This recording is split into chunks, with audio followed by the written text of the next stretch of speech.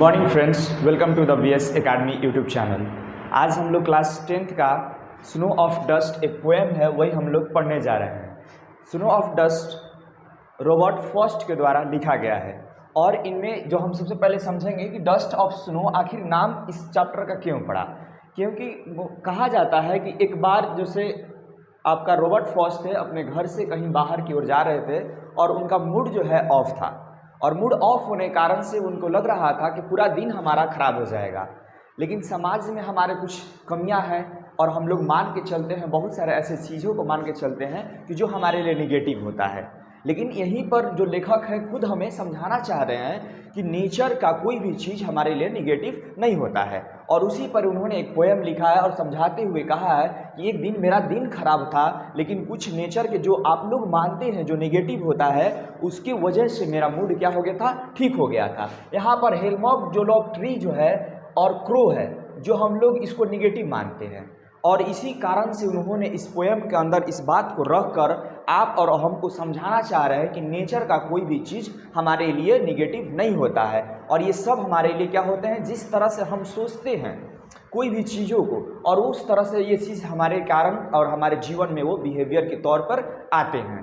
ठीक उसी तरह से लेखक जब अपने घर से बाहर निकले और पोएम का यहीं पर उसका नाम पड़ा आपका डस्ट ऑफ स्नो, क्योंकि पोएम लेखक के ऊपर हेलमॉक ट्री से कुछ स्नो ऑफ डस्ट उनके शोल्डर पर गिर जाता है।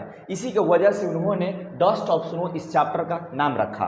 और चलते हैं हम इस पोएम को पहले पढ़ लेते हैं, उसके बाद आपको हम समझाने के लिए कोशिश करेंगे। फर्स्ट लाइन है इसका, बहुत छोटा पोएम है आपका और फर्स्ट लाइन इसका है, the way a crow shook down on me a dust of snow from the हेलमॉक tree has given my heart a change of mood and save some parts of a day I had rued।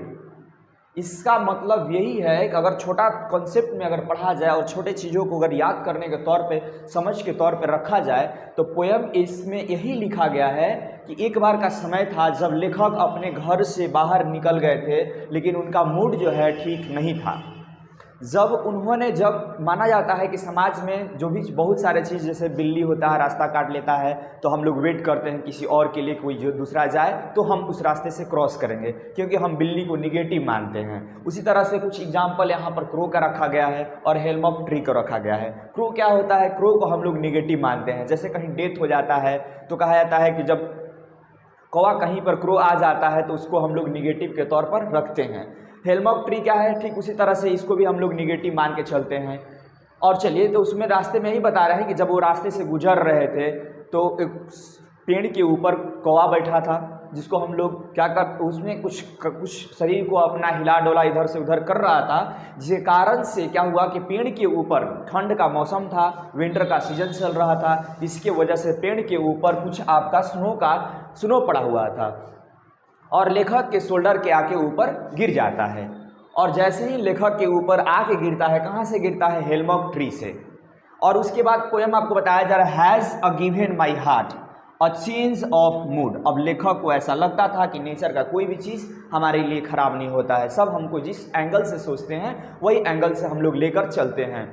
तो वही उन्होंने इस चीज़ों को कभी negative माना नहीं था। उसी कारण से जैसे ही उनके शरीर के शोल्डर के ऊपर गिरा और उनका हार्ट जो है, जो भी पहले से उनका मूड था, उनके मूड को चेंजिंग कर दिया गया।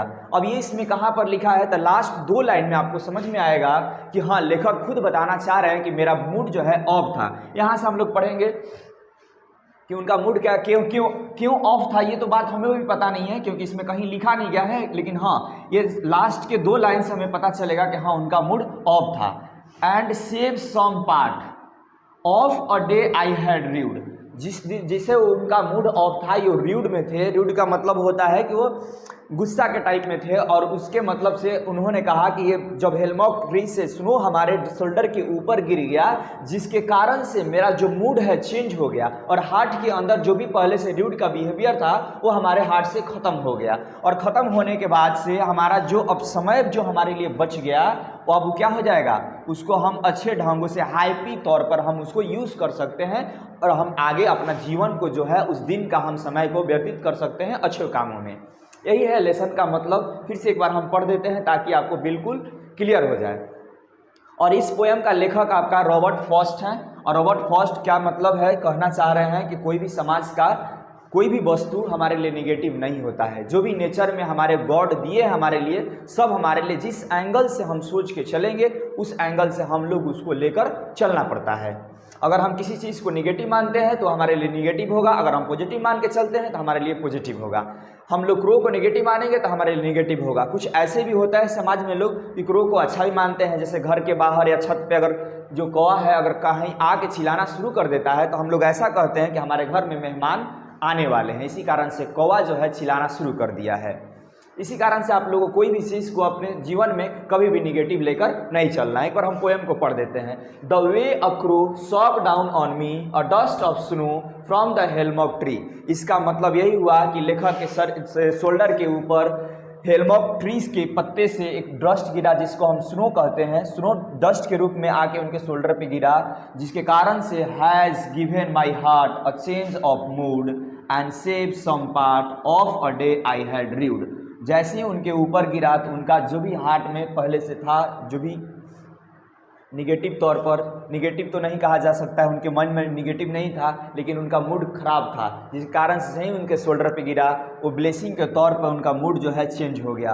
और उन्होंने कह रहे हैं कि अब जो भी हमारे लास्ट 2 लाइन में कहा जा रहा है, वो कह रहे हैं कि जो भी हमारा समय था जो खराब होने वाला था, मेरा मूड ऑफ होने के कारण से अब वो सुंदर हो जाएगा और आज हम हैप्पी तौर पर उस समय को हम अपने जीवन में यूज़ कर सकते हैं। इसी पोएम का यही मतलब है। आप लोग को भी कभी जीवन में किसी भी चीज़ों का निगेटिव मान के नहीं चलना है। जो भी नेचर में है उसे आप लोग पॉजिटिव मान के चले। अपना ब्रेन में हमेशा मान के ही चलना है, पॉजिटिव थॉट आए, जैसा मन रखेंगे वैसा ही हमारा जीवन में आगे चलते रहता है। That's all about this poem. Thank you.